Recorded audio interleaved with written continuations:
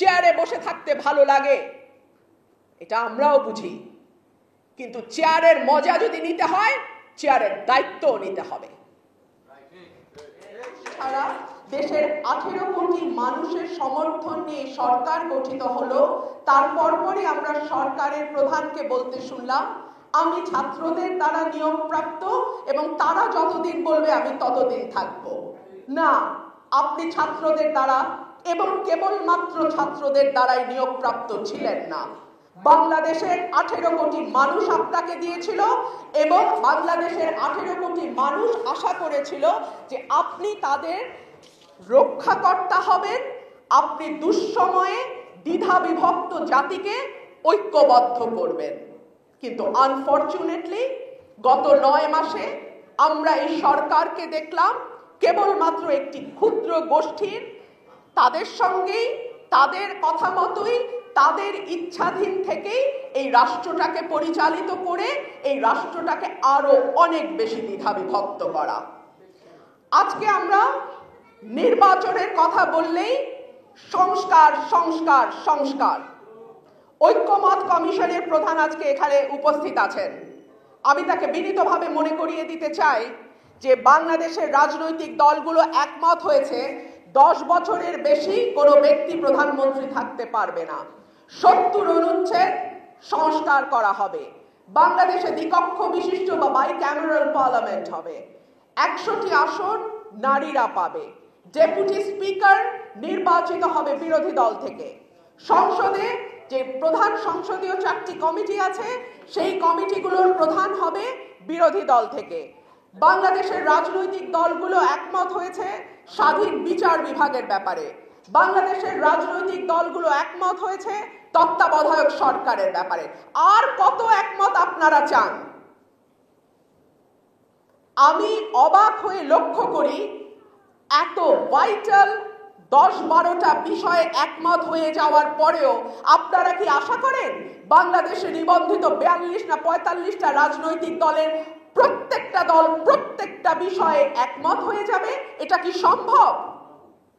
আগামী সরকারের জন্য আপনারা যেটুকু সংস্কার সম্ভব করেন বাকিটা আগামী সরকারের ওপর ছেড়ে দেন এবং যেই যেই বিষয়ে রাজনৈতিক দলগুলোর ঐক্যমত নাই তারা তাদের ইলেকশন ম্যানিফেস্টোতে সেটা উল্লেখ করুক যে আমরা যদি ক্ষমতায় যাই আমরা এই করব। Let the people decide. মানুষকে ঠিক করতে দেন, মানুষকে নির্ধারণ করতে দেন তারা কোন দলকে ভোট দেবে তার ম্যানিফেস্টো দেখে আর কোন দলকে তারা ভোট দেবে না। বাংলাদেশের মানুষ উচ্চকক্ষ নিম্নকক্ষে কিভাবে সংসদ সদস্যরা যাবে সেটা নিয়ে চিন্তিত নয়। বাংলাদেশের মানুষ 70 অনুচ্ছেদে কি থাকবে না থাকবে সেটা নিয়েও চিন্তিত নয়। বাংলাদেশের মানুষ কোন এক ব্যক্তি 10 বছর প্রধানমন্ত্রী থাকবে না 100 বছর প্রধানমন্ত্রী থাকবে সেটা নিয়েও চিন্তিত নয়। আমি জানি এই সরকারে কোনো পলিটিক্যাল পার্সন নাই, সুতরাং আমি আশা করি না যে তারা এই দেশের সাধারণ মানুষের পালস দেখে কথা বুঝবেন, মানুষের চোখের ভাষা বুঝতে পারবেন।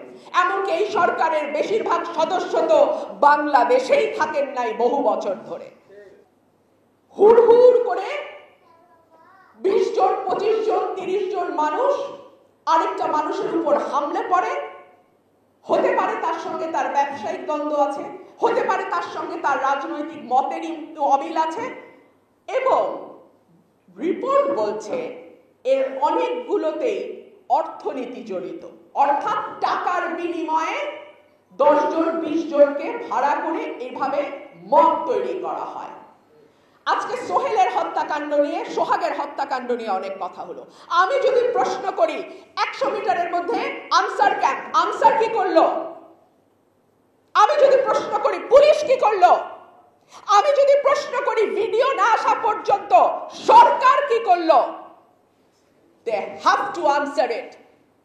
চেয়ারে বসে থাকতে ভালো লাগে, এটা আমরাও বুঝি, কিন্তু চেয়ারের মজা যদি নিতে হয় চেয়ারের দায়িত্ব নিতে হবে। ক্যাবিনেটের একজন সদস্য তার কেবিন ব্যাগে করে ম্যাগাজিন ক্যারি করে। আমি খুব বেশি বিদেশ যাই না, কিন্তু আমার এখানে যে দুই বন্ধু বসে আছেন তারা বিদেশেই থাকেন, তারা জানেন না কেবিন ব্যাগে কি নেওয়া যায় কি নেওয়া যায় না। আমাদের স্বরাষ্ট্র উপদেষ্টা হাসতে হাসতে বলেন চশমার বদলে ওই যে মোবাইল, মোবাইলের বদলে ওই যে চশমা। তো এই সরকারটা কি গুলির ম্যাগাজিনকে চশমা আর মোবাইলের মতন অত্যাবশ্যকীয় কিছু করে ফেলেছে? ম্যাগাজিন পাওয়ার পরে ওই উপদেষ্টা আবার বলেন মিসাইল নিয়ে ঘুরলেও নাকি বাংলাদেশের কেউ নিরাপদ নয়। ইয়েস, 9 মাসে বাংলাদেশকে আপনারা এমন জায়গায় নিয়ে আসছেন যে মিসাইল নিয়ে ঘুরলেও আপনাদেরও নিরাপদ লাগে না, আর আমরা তো কোন ছাড়।